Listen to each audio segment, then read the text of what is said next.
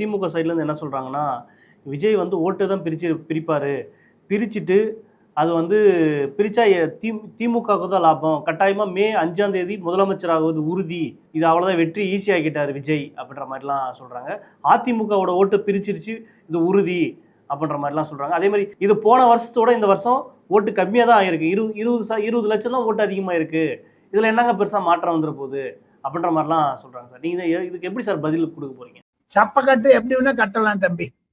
இப்ப அவங்களுடைய கருத்து, என்னுடைய கருத்தை நான் சொன்னேன். அவங்களுக்கு பொது கருத்து 4ஆம் தேதி சாயங்காலம், 5ஆம் தேதி நம்ம பேச போறோங்களே தம்பி, பார்த்துட்டே இருக்கு. 5ஆம் தேதி 4ஆம் தேதி இருக்கிறத விட்டு 5ஆம் தேதி நம்ம பேசலாம். 4ஆம் தேதி சாயங்காலம் பேசலாம்.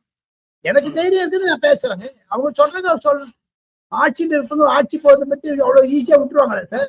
ஏதாவது ஒரு சப்பு கட்டு கட்டின்னு போய் சொல்றது. நல்ல வேலை தேர்தல் கமிஷன் வந்ததுனால இன்னொரு கரூர் சம்பவம் நடக்காது வந்ததுன்னா வித்தி மேல இன்னும் பழி போட்டிருப்பாங்க.